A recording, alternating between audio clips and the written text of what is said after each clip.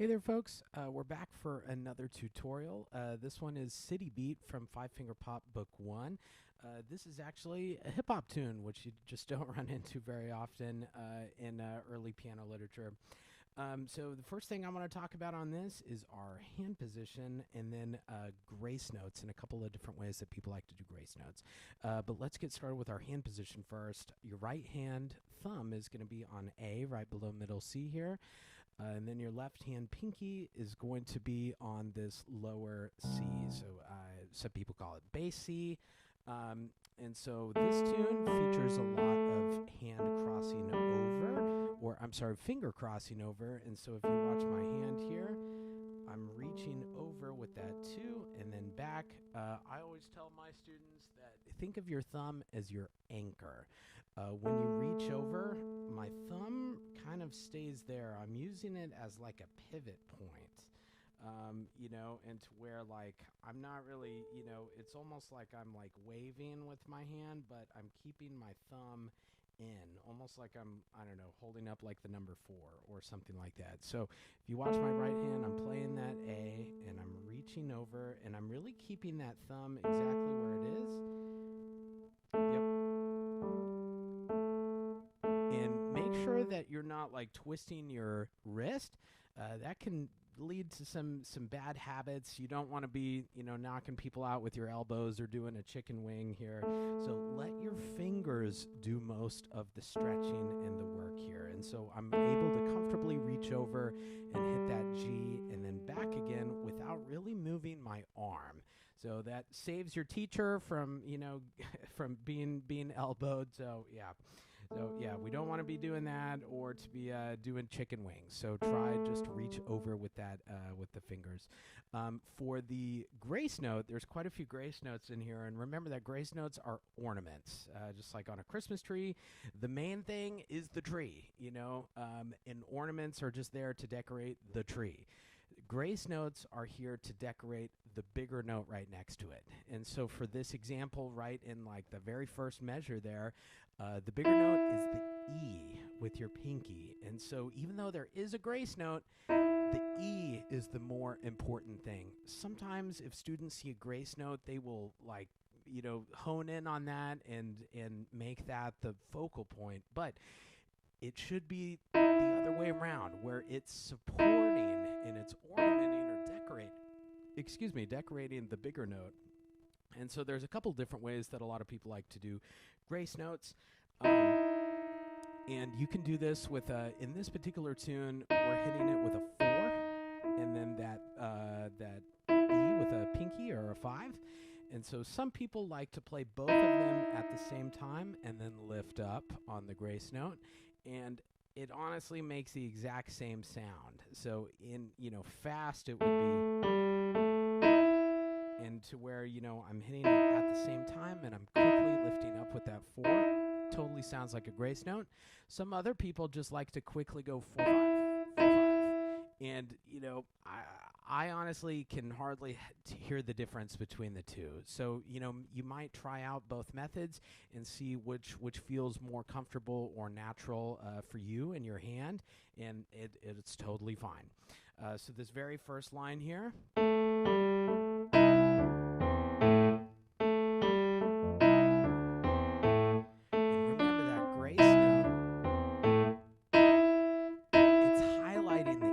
It shouldn't be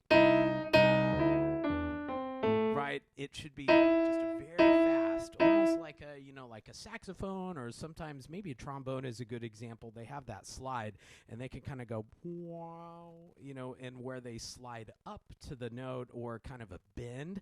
And a lot of wind instruments can do that, and we can't do that on piano. So these little like half-step grace notes are the best we've got. Let's see, nothing super tricky rhythm-wise. For your left hand, make sure that you're spread out a little bit more. So your thumb is going to be spread out just a little bit on that A. And this type of motion here, where the right hand is going down while the left hand is going up, this is called contrary motion, where they're kind of like almost like a reflection of each other. And so identifying shapes and patterns like that in music can really, really help, especially for sight reading. And let's see, scanning through the rest of it. Yes, watch out for those crossovers. Don't be afraid to mark those in your music there. Looking in measure 13, we have this, and then your right hand is going to slide over one step to where your 2 is now on A. And we're going to spread out a little bit more, so let me do that one more time and you can watch me. So I've slid over with my right hand to where my 2 is now on A, and I'm going to go A, G, A.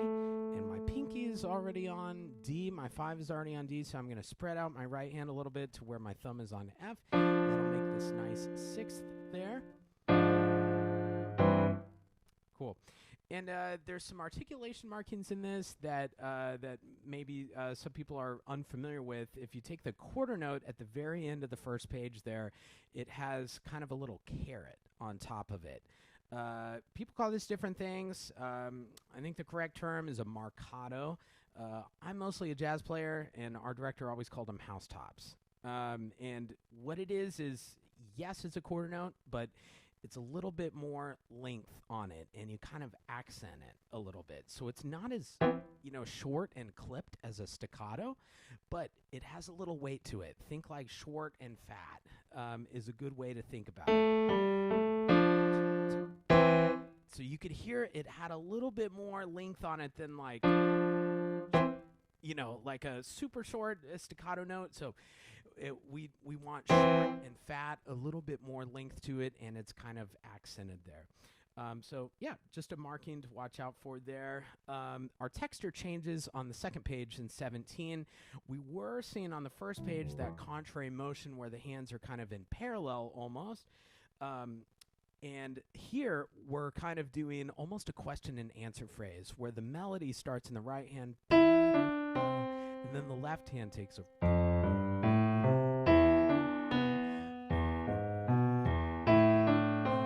So they kind of swap who has the melody and who has the harmony. And so when you're playing this, be aware of who has the melody.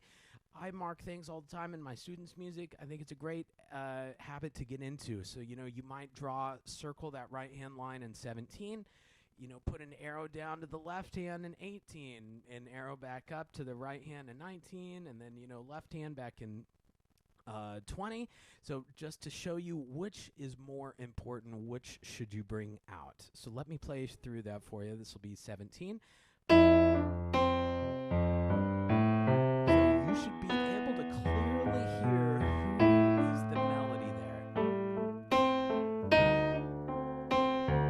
And we see another one of those marcatos right in 24 in that left hand. And so it's kind of like a some people call it like a rhythm hit, where it's just like a big one, and then we kind of break away. And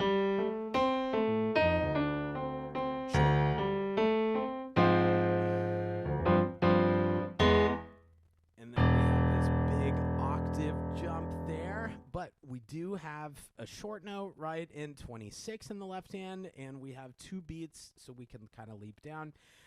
Watch out for the DS there. That is going to go back to pretty much measure like 2 after the pickups there, and so be cautious for that. And then we're going to be, playing it through, and then right in measure 7, at the end of measure 7, where we have a coda, and we're going to go, that takes us to 29, and it's basically the same thing as the beginning, except right hand is up an octave. Left hand stays exactly where it is.